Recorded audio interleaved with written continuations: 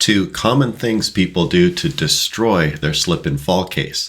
Number one is not making an incident report.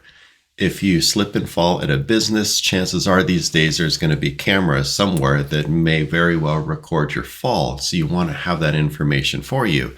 Most modern surveillance systems record on a loop. So if somebody doesn't go and pull the time where the fall occurred, it's just going to get recorded over and it'll be gone forever.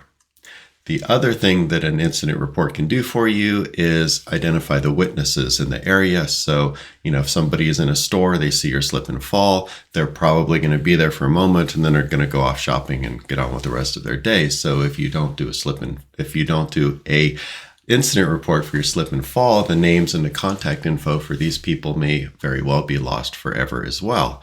And finally, another reason you should do an incident report is because if this is something that happened to you, maybe the business owner is not as aware as they should be of the situation. And by filing an incident report, it'll put management ownership on notice. And they might think, hey, you know what? We've got a problem here. We need to do something about it. And so it may help other people in the future not suffer the same injury that you did.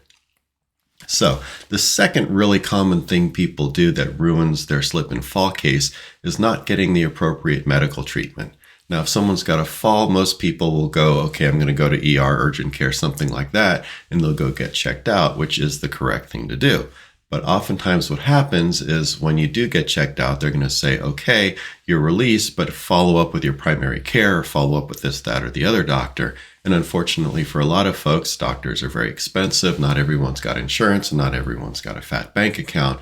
So I hear time and time again, people say, yeah, they told me to follow up, but I don't have insurance and I can't afford it. Well, if you don't follow up, the insurance company or the owner of the business, whoever is disputing a claim with you, is simply going to say, look, you were told to follow up to get medical care. You didn't. So number one, that means your injuries weren't that bad. And number two, if your injuries weren't that bad, you really shouldn't get much of anything for pain and suffering. And it really damages the case. So the option here is go talk to a personal injury lawyer in your jurisdiction. In many places, what you can do is talk to the lawyer and get a doctor lien or attorney lien, whatever you want to call it. But what happens is the doctor will provide you with the medical care you need and agree to take a payment later on when your case settles or when you get a verdict. So when the check comes at the end of the case, the doctor is going to get the doctor's payment from the check. So you get the medical care you need now, but you don't have to pay for it out of pocket. It comes out at the end in the settlement. So if you are injured in a slip and fall case due to a hazardous condition that a building owner knew about or should have known about, don't forget to make an incident report and don't forget to get the medical care you need. If you happen to be here in Nevada where I practice law, feel free to reach out and give me a call or drop me an email.